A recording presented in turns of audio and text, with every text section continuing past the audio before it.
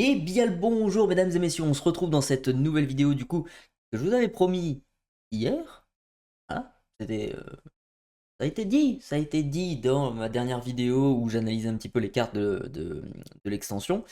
J'ai mis du temps à sortir ce truc là, mais j'ai testé pas mal les cartes, etc. Et bon, voilà, c'est mieux de le faire dans ce sens-là, de tester et ensuite d'analyser.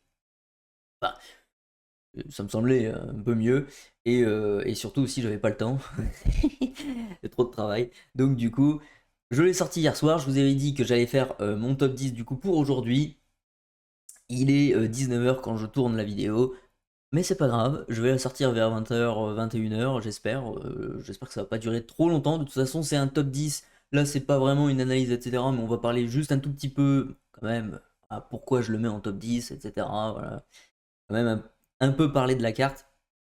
Et puis voilà, après ça sera du coup demain une nouvelle vidéo pour la sortie du coup de l'extension, l'avant-première, hein, c'est pas la sortie officielle, mais du coup le 15 demain, eh bien je vais vous ouvrir une petite display hein, comme d'habitude, et puis on va voir si j'ai de la chance ou pas, hein, si j'ai l'enchanté direct, on verra ça demain. Pour le moment, on va regarder du coup les cartes que j'ai sélectionnées et avant de voir le top 10, eh bien on va voir les cartes à surveiller.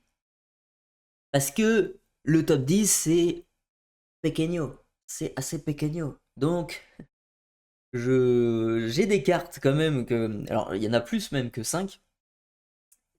Il y a une vingtaine de cartes que j'aurais voulu mettre dans un top 10, mais pas possible, tu vois. Mathématiquement ça marche pas. Donc euh, j'ai quand même mis les 5 le plus proche du top 10 que j'apprécie, des cartes qui me semblent quand même aïe, pas mal. Et franchement, c'est pas les meilleures cartes, c'est pour ça que je les ai pas mis dans ce top 10, mais à surveiller quand même pour aujourd'hui ou pour plus tard, parce que c'est pareil, dans mon top 10 du 7-5, j'avais mis le miroir du prince Jean. Il me semble que c'était pour le 7-5. Enfin, j'ai un trou là, un trou de mémoire là d'un coup, mais je pense que c'était pour le 7-5. J'avais mis le miroir du printemps en top 1 et beaucoup de gens m'ont dit ouais, cette carte c'était pas terrible, etc. C'est nul même, etc., etc. Sauf que les gens, il faut pas penser juste sur le moment T. Il faut penser aussi à dans de futures extensions. Si un jour ils nous sortent un prince Jean qui coûte 1, eh bien, le miroir du prince Jean arrive T2 et là, votre adversaire, il se défausse obligatoirement au minimum d'une carte ou deux. Donc ça fait son petit effet quand même et ça conditionne votre adversaire avec trois cartes en main pour le restant pardon, de la partie. Donc voilà, c'était quand même pour moi la meilleure carte de l'extension. Pour le coup, on va voir si on va voir quelle carte j'ai mis en top 1 juste après. Mais en tout cas, voilà, les cartes à surveiller. La Lilo, en fait, ce qui est juste dommage, c'est que c'est pas. Ce qui est vraiment dommage, même, c'est qu'on est obligé de payer le coût d'encre du coup de cette carte pour pouvoir la rejouer depuis notre défausse. C'est le côté vraiment négatif de la carte. Si ça avait été gratuit, ça aurait été trop fort. Donc je comprends pourquoi il faut payer le coup quand même. Mais c'est quand même intéressant parce que c'est la première carte qu'on a qui revient d'elle-même depuis la défausse. Donc c'est quand même une chouette carte. Après, de ce que j'ai vu aussi, c'est pas très fort quand on le joue pour le moment. Donc en fait, c'est le côté où il faut payer. Bon, encore ça va, mais le côté que ça rentre épuisé, ça c'est voilà. Mais quand même, à surveiller quand même. On sait jamais si un jour on a un objet ou un truc comme ça qui dit que tous vos personnages arrivent sur le plateau, bon, euh, redressé, eh bien ça annule la capacité de l'îlot et donc du coup on pourrait payer des lilos pour deux et les avoir redressés encore et encore et encore constamment. Donc ce serait pas mal. Donc à penser sur l'avenir. Ensuite on a la Gogo Tomago. qui pour moi est un bon finisher, donc c'est quand même une carte, vraiment intéressante, donc elle a sa place dans les cartes à surveiller, peut-être pas dans le top 10, mais voilà. Le Prince Philippe, pareil, c'est quand même une carte qui va être assez compliquée à gérer quand même, à part un Tuon la bête. Vu qu'il a hors d'atteinte et qu'il peut pas être ciblé du coup par des blocs de glace, etc., bah les 6 sous ça tombe dans le haut. Donc, voilà, du moment qu'on n'a pas de carte qui dit bah ça annule le hors d'atteinte des, des personnages adverses, c'est tout bon. Il est safe. Le Hiro Amada, bien sûr, parce que c'est quand même un tutor objet ou robot, un personnage robot, mais bon, on verra plus tard, mais je pense que c'est plutôt pour le tutor objet, c'est quand même pas mal. Bon, ça met la carte sur le dessus de votre deck, c'est pas l'idéal, hein, parce que le mieux c'est d'avoir un tutor qui le met directement dans la main, mais mine de rien, vous allez chercher l'objet dont vous avez besoin au moment T de la partie, et c'est pas négligeable, surtout que on n'est qu'au début de l'Orcana. Il y aura sûrement d'autres cartes, objets qui seront très très fortes à l'avenir. Donc voilà, ça c'est un bon tutor objet, donc c'est à noter quoi. Et le Pluto qui a rempart 5-5, sinon une 1-5 s'il a des dommages sur lui. Donc quand même une bonne bestiole, assez intéressant quand même, qui pourrait embêter quand même votre adversaire quand même pas mal. Bon, maintenant on va passer à la carte que je mets en 10e position, et cette carte c'est celle-ci. Le génie veut exaucer, parce que c'est pas un remplaçant du lapin, hein, forcément.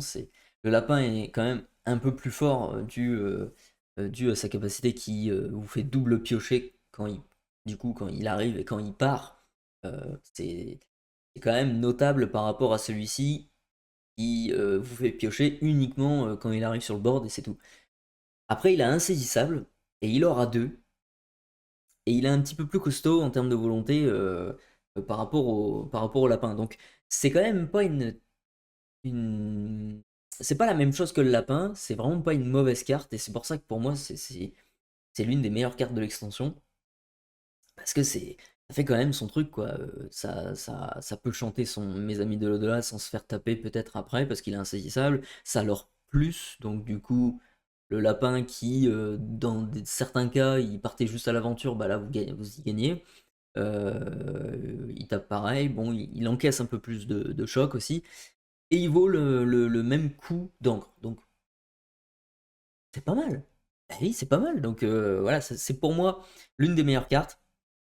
Maintenant, est-ce qu'il va remplacer le lapin? Je pense absolument pas. Donc, mais ça reste à voir. Un jour, s'ils nous font un génie Floatborn qui est un petit peu plus intéressant que celui qu'ils nous ont sorti dans cette extension, pourquoi pas? Ça serait un bon support pour le Floatborn. Ensuite, on a en 9e position le Peter Pan. Oui, parce que ce Peter Pan, il est quand même très intéressant.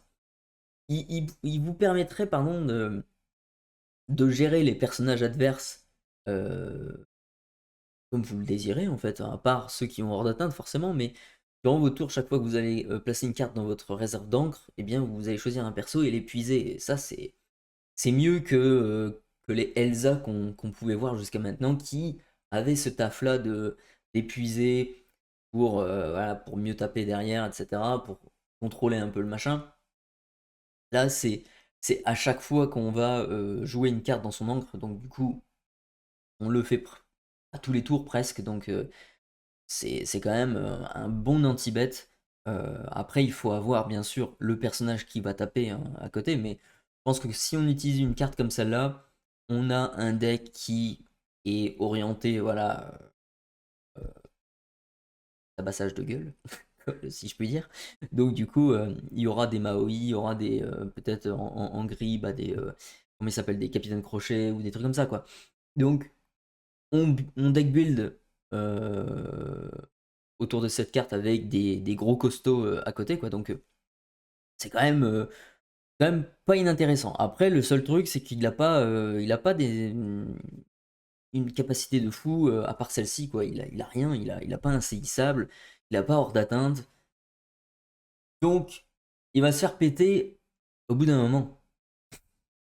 Ça, c'est évident, mais mine de rien, s'il arrive à faire son taf de déjà épuiser un ou deux persos en face, ça peut peut-être faire une petite différence dans la partie, quoi. Donc, carte qui m'intéresse beaucoup, moi. Ensuite, en top 8, eh bien, on a Voguer sur la mer Azurite, très belle carte. Ça, c'est comme les typos, les jeux vol, c'est un autre moyen d'ancrer et de rampe, du coup, et d'aller un petit peu plus vite que votre adversaire.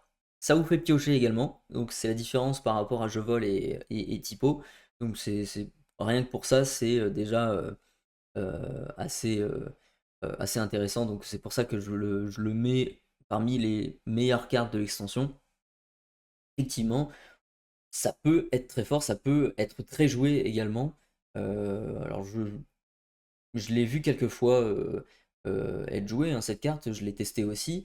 Alors c'est pas le truc de fou, hein, c'est pas l'une des enfin, c'est l'une des meilleures cartes de l'extension bien sûr, mais c'est pas l'une des meilleures cartes de l'Orcana. Si d'autres solutions, est-ce qu'on veut véritablement jouer une carte comme celle-là plutôt qu'une autre? Enfin voilà, après c'est un choix, on va dire. Euh, c'est à vous de faire votre choix dans votre deck build et de voir si vous voulez la jouer en 4 exemplaires ou en 2 exemplaires ou des trucs comme ça. J'ai vu des listes de rouge-bleu qui jouaient cette carte-là en 2 exemplaires mais qui gardaient les typos parce que les typos c'est quand même un perso sur le board donc c'est quand même. Enfin, il y a une petite différence en tout cas par rapport à ça qui vous fait juste piocher une carte. La pioche, c'est souvent dans les TCG le best, mais je sais pas, ça se discute. Donc, c'est pas l'une des meilleures cartes pour moi, c'est pas dans le top 5, mais voilà, ça reste quand même une très très bonne carte de l'extension. Ensuite, on a le Tadashi pour moi. Cette carte-là, je l'ai redécouvert sur la vidéo d'hier. Pour ceux qui l'ont vu, je l'avais pas trop regardé cette carte-là jusqu'à maintenant, mais en fait, finalement. Après, je l'ai joué très peu là, et c'est vrai qu'à chaque fois, l'adversaire il ne voulait absolument pas la taper celle-là parce que forcément, il s'attend à avoir du ramp à mort, donc c'est un peu embêtant pour lui, donc il ne le tape jamais. En tout cas, l'adversaire que j'ai eu hier notamment, voilà, il, il voulait pas la taper, voilà, parce qu'il savait que ça allait m'avantager d'une certaine manière, donc moi je l'aurais à 2 à tous les tours. Mais c'est embêtant parce que c'est dommage que c'est uniquement durant le tour de l'adversaire quoi, que ça active la capacité quoi. Ça aurait été trop fumé je pense si c'était dans les deux enfin, dans les deux tours ouais. Mais c'est mine de rien, je pense que je suis tombé sur un adversaire qui voulait absolument pas me faire ramp, mais finalement il y en a peut-être certains qui vont céder au bout du compte et dans un petit deck aggro, vous voyez un deck bleu aggro et une autre couleur, me dit peut-être que votre adversaire il pourrait taper ce perso et ça vous ferait de l'encre gratuit quoi. C'est peut-être pas voilà, c'est peut-être pas une mauvaise carte quoi. Enfin, je pense pas. Je pense qu'il il pourrait se faire taper quand même un moment donné quoi. Je pense que si votre adversaire il est un peu à la ramasse et que vous avez quand même pas mal de l'or, bah, il va être peut-être obligé de le taper et ça va peut-être vous avantager d'une certaine manière. Donc, pour vous permettre de piocher, de jouer pardon, encore plus de cartes sur le tour d'après. Donc, pour moi, c'est une très bonne carte à surveiller, je pense, pour, pour la méta du 7-6. Je ne dirais pas que ça va être joué absolument, c'est sûr et certain ça va être joué, non, je ne dirais pas ça, mais euh, pourquoi pas. Ça pourrait faire sa petite surprise, quoi. Son petit effet. Ensuite, en top 6, eh bien, j'ai mis Kaloun. Et oui, parce que c'est Kaloun. Je pense que ça se prononce comme ça, hein, Calhoun. Calhoun ça fait un peu un nom elfique, je trouve. Quaihoun ouais, non, c'est autre chose. Bref. Pour 2, c'est une 3-2 qui est résistance plus 1. Donc déjà, elle se prend pas les petits anti-bêtes pourris, là. Les allumer les mèches, les baboumes, les perdus dans l'hiver. Elle est couverte au moins un tour en tout cas sur ce problème-là, et elle vous fait gagner du lore dès qu'elle bannit un perso adverse. Donc je trouve qu'elle remplit bien son taf. Elle est quand même assez intéressante, et elle tape fort aussi, elle tape à 3 pour un tour 2, c'est quand même, je pense, l'un des meilleurs tours 2 de l'Orcana, de toutes les extensions confondues, quoi. Honnêtement, je pense que c'est ouais, c'est l'une des meilleures cartes qui existent en T2. Donc elle valait son top 6 quand même. Ensuite, en top 5, eh bien oui, ça paraît un petit peu excessif. Mais ce Diablo-là, déjà il est classe. Voilà, c'est tout. Allez. C'est quand même une carte qui arrive T1 et qui vous fait piocher. Votre pioche est assurée dès le T1, quoi. Donc, peu importe ce que vous faisiez avec ce personnage, si vous lui mettez voilà, un crabe pour qu'il se plafonne sur quelque chose, il remplit sa mission, quoi, il vous fait piocher. Si vous voulez juste lorer avec, et ben ça va être un lore qui va être là constant à tous les tours.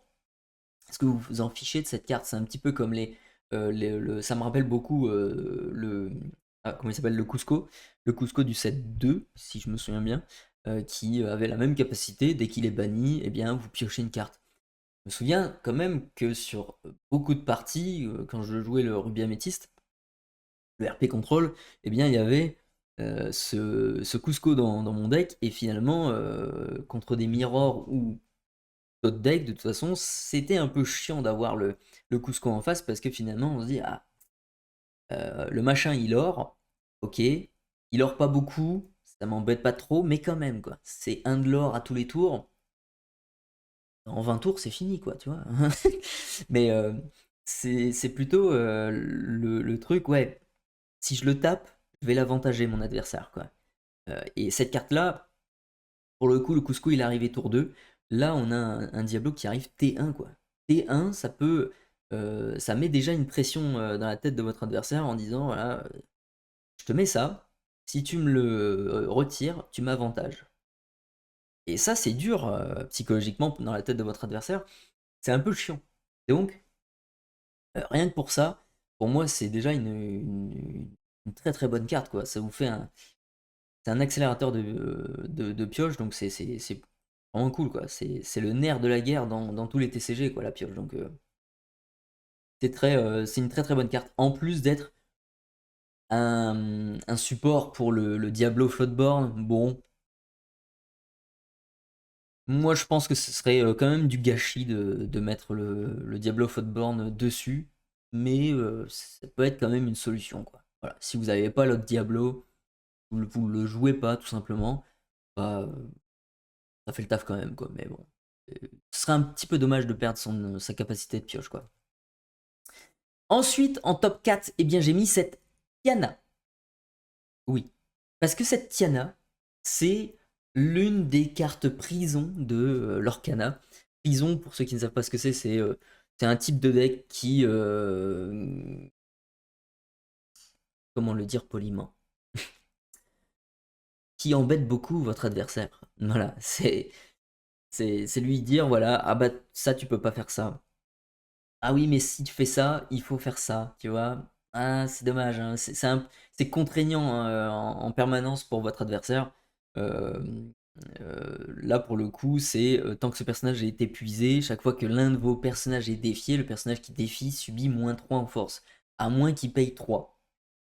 Donc, au lieu de jouer ses cartes, il est obligé de payer 3 pour dire de taper quelque chose en face. C'est très chiant, c'est très contraignant. Donc, ce type de carte-là, moi j'adore. C'est vraiment le type de jeu que j'ai à Magic, dans le Commander notamment. C'est un type de jeu contrôle comme ça qui est un peu chiant.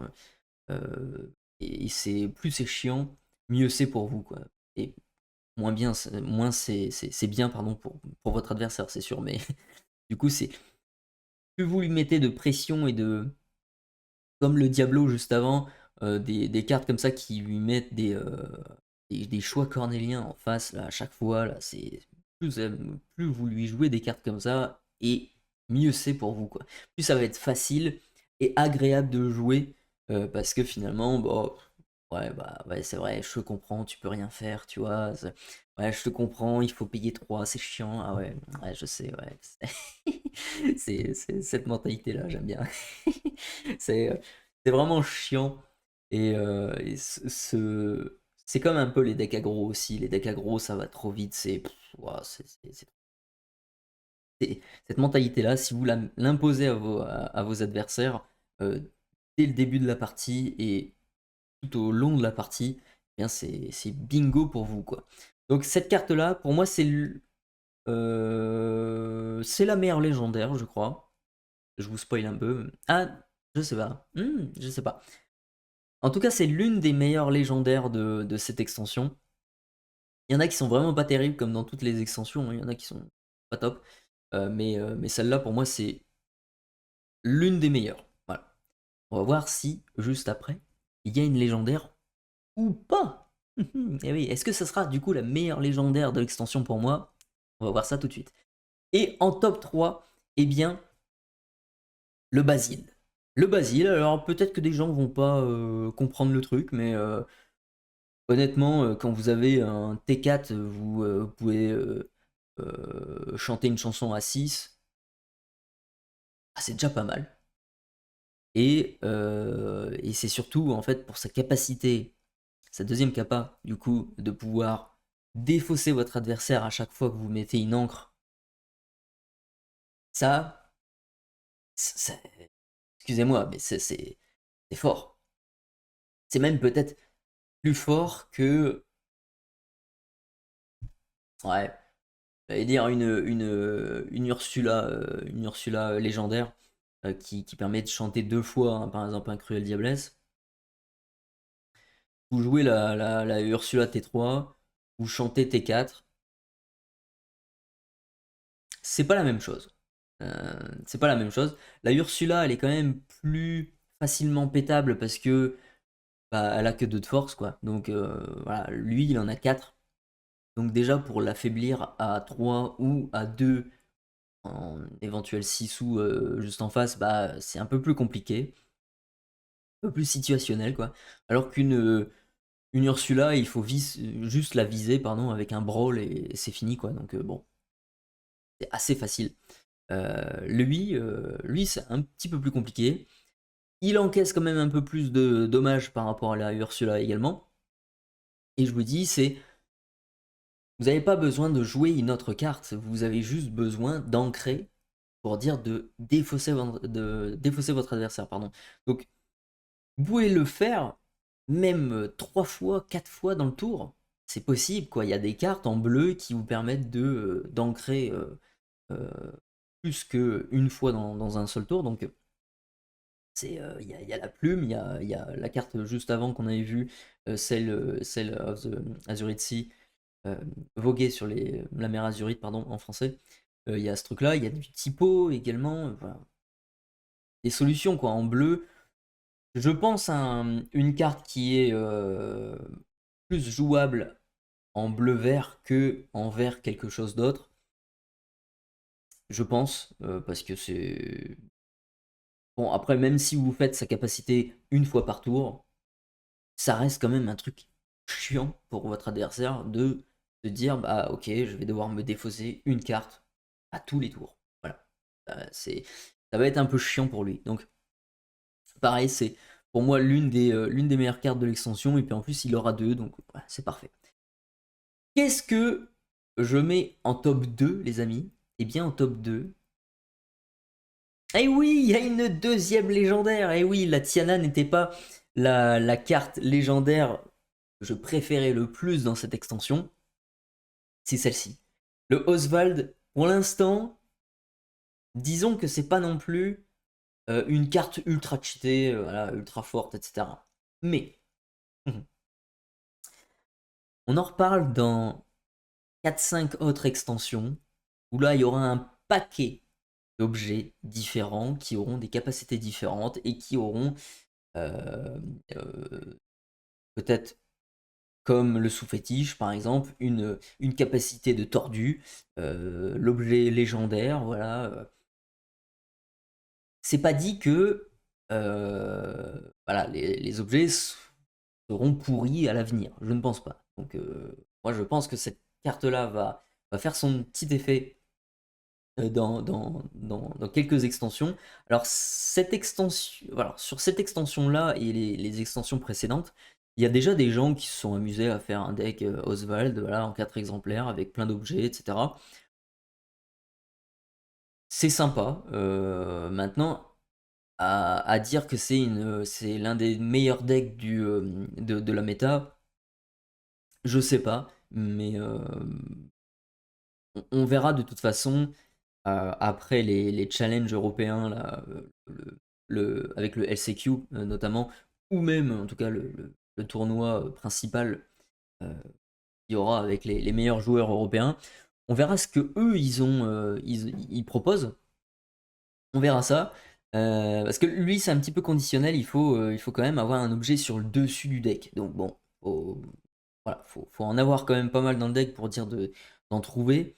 Mais quand vous en trouvez et que vous jouez un objet qui coûte 7 ou qui coûte 4 gratuitement, voilà, c'est sans devoir faire quoi que ce soit avec la carte. Il n'y a pas besoin de l'exert ou des trucs comme ça. C'est dès que vous placez une carte dans votre encre, encore une fois, ce genre de capacité, et bien là, ça va activer la capacité. Donc c'est c'est bien, c'est très bien. C'est une très bonne carte. Je comprends pourquoi elle est légendaire, parce que ça vous permet de jouer des cartes gratos comme ça. Maintenant, c'est un setup, ça mérite voilà, d'être travaillé, de voir s'il n'y a pas un deck qui peut bien marcher avec ce genre de mécanique.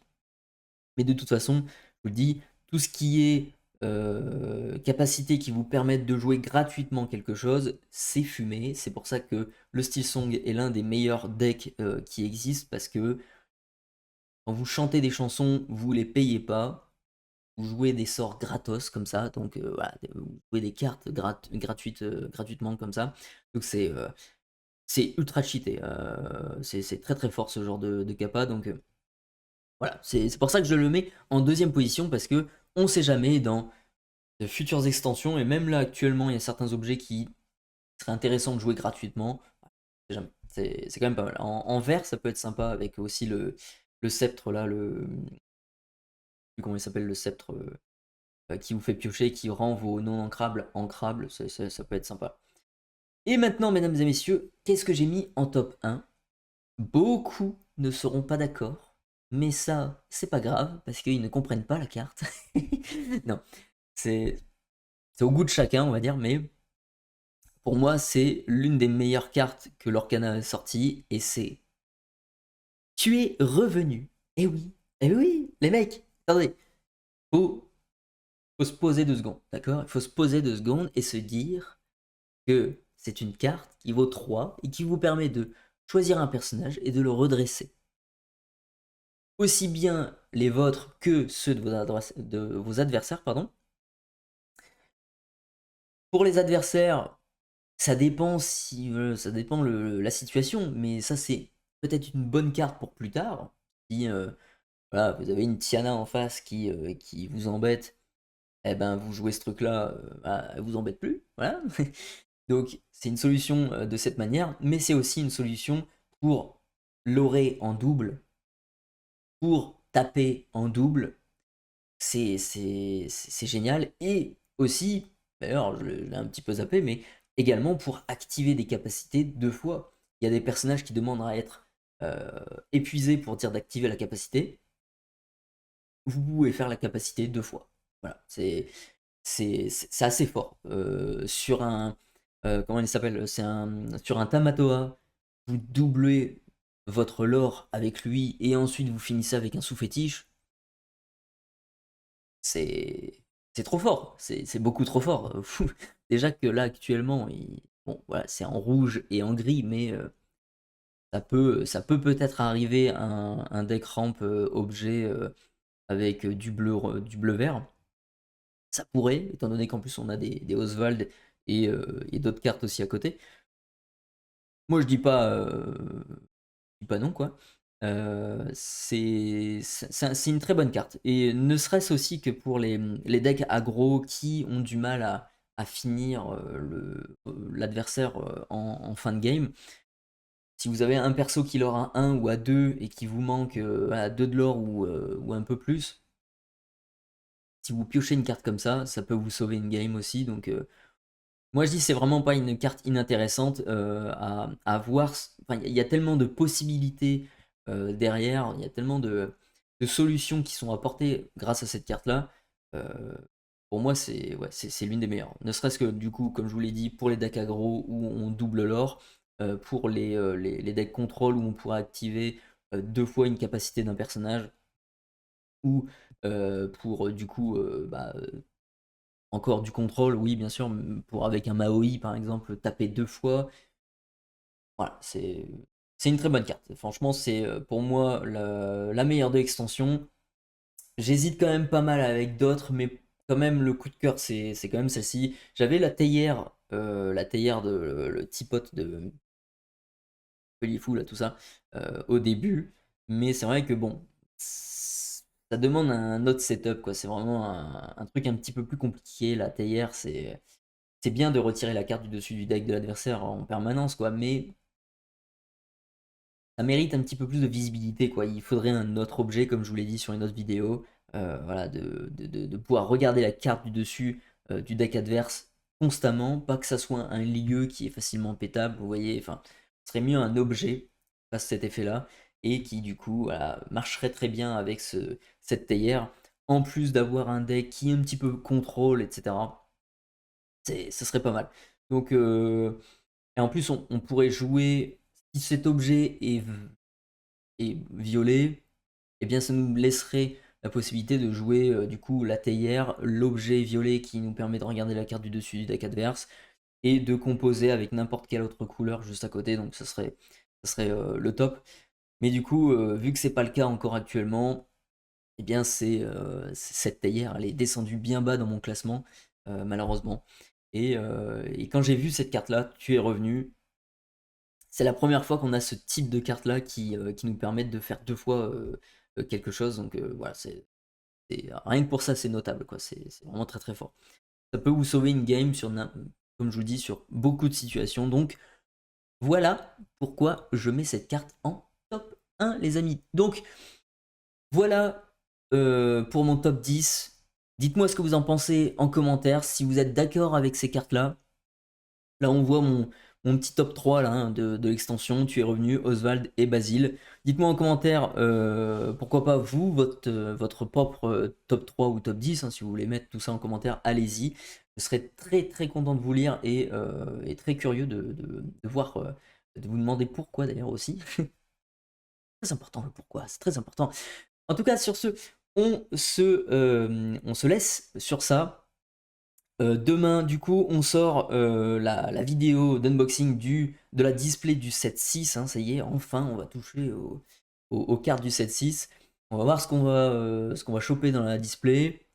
Ce week-end, de toute façon, aussi, je ferai les ouvertures des autres produits, donc du coup, le Trove et le coffret.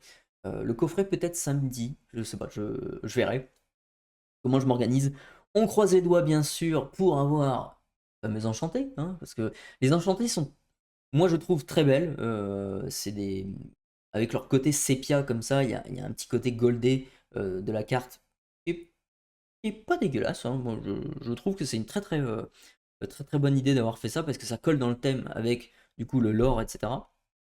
Donc c'est une très bonne chose. Donc on verra bien ce qu'on a. N'hésitez pas également à me dire si vous ouvrez demain et que du coup vous voyez cette vidéo aussi aujourd'hui, ben, n'hésitez pas à me dire aussi dans les commentaires qu'est-ce que vous avez eu dans votre display, si vous avez une enchantée ou pas. Et dans ce cas-là, je vous féliciterai. Moi, j'en aurais peut-être pas. Et bien voilà, c'est comme ça, c'est la vie, c'est la vie. Voilà. En tout cas, on va se laisser là. J'ai assez parlé. On se donne rendez-vous demain du coup pour cette prochaine vidéo. N'hésitez pas à vous abonner également. N'hésitez pas à lâcher un petit pouce vers le haut, bien sûr. Comme d'habitude, on fait toujours les trucs voilà, classico-classiques, hein, on connaît bien. Et puis, on se dit à demain. Sur ce, prenez soin de vous et à tantôt.